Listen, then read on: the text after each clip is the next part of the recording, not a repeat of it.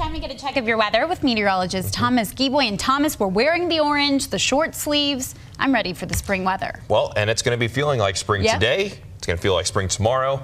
Then it will kind of feel like late spring this weekend. Okay, I already started cranking my AC, so yeah, it's just going to keep going up from there. Yep, so the AC bills are probably going to start to increase, and that's only going to be the case as we go into these warmer months. But before we talk about just how warm it's going to get today, we got the latest drought monitor that came in. We made some additional progress. We're now sitting with 37% of the state in no drought. Didn't make big progress, but we'll take any progress that we can get. Abnormally dry conditions for 63% of the Beehive state, 19% of the state in moderate drought, while we're now down to 5% of the state in severe drought. That's down from 7% for last week's update. So again, not big changes, but any step in the right direction is a good one.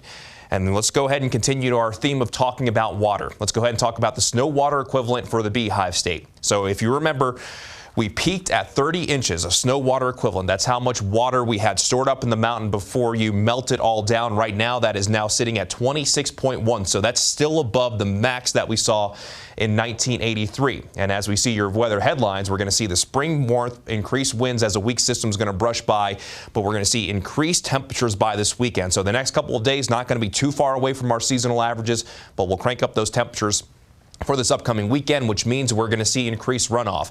So we'll be keeping a very close eye on the flooding concerns. And this is the Weber River forecast in Plain City over the next several days. So right now we're below action stage, but this comes from the Colorado Basin River Forecast Center. And you can see the forecast as we make our way to the next several days. It could very well reach flood stage as we get into early next week. So as we go throughout the next several days, that's something that you're going to want to keep in mind. But even when flooding is not a threat, water will be running high, fast, and will be very cold. You want to stay away from the rivers, streams, and creeks that are especially running fast because hypothermia and drowning are possible even in brief periods of times in the waters.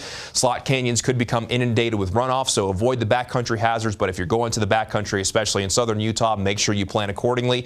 And as for what you can do, clear the deep snow from your foundations, clear the drainage paths, and stay up to date. We'll continue to keep you posted on any changes. As of right now, there are no active flood watches, warnings, or advisories, but we'll let you know if there are any changes there. So for today, it's going to be a pretty nice day across the state. There's going to be a weak system that brushes by. Most of us are going to stay dry, mostly sunny to partly cloudy skies. We will see some increased winds, but if you're in the northeastern half of our area, northeastern Utah and southwestern Wyoming, a few isolated showers and storms can't be completely ruled out by the second half of the day into this evening, something to keep in mind, especially over towards the Uintas. Now, here's the current view outside in Cedar City. The Cedar City Airport, a beautiful sunrise underway there, but we're seeing beautiful sunrises up and down the Beehive State, Solitude included in that, as you have that nice groomer looking down into Big Cottonwood Canyon. Temperatures this morning waking up with mainly 30s and 40s, while St. George, we're currently sitting at a temperature of 51 degrees. Today, daytime highs will generally come in the 60s and 70s in northern Utah, but a few spots like Park City will see a daytime high in the middle 50s. We'll also see a daytime high of 51 in Evanston. Then as we make our way down into central Utah, a daytime high of 77 in Green River, 68 in Gunnison, 69 in Richfield, 70 in Oak City and Millard County.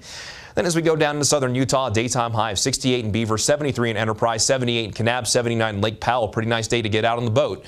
And a daytime high of 70 degrees in Blanding. Let's go ahead and begin the futurecast. And as we go from this morning into the afternoon and then this evening, you can see that system brushing by, bringing that slight chance for a few showers and storms to the northeastern half of our area. I wouldn't be surprised if we see a few showers as far south as Grand County, but that would really be the southern extent. We'll see increased winds in northern Utah by later today, and then those increased winds will be felt in southern Utah by tonight into tomorrow. Even some gap winds a possibility. But as we go throughout this weekend, after getting that northerly flow tomorrow to bring us closer to those seasonal averages, high pressure will start to move from west to east. Winds will start to return out of the south. And then that spring warmth will really ramp up, especially Sunday into Monday. I think Monday is going to be the warmest day across the state.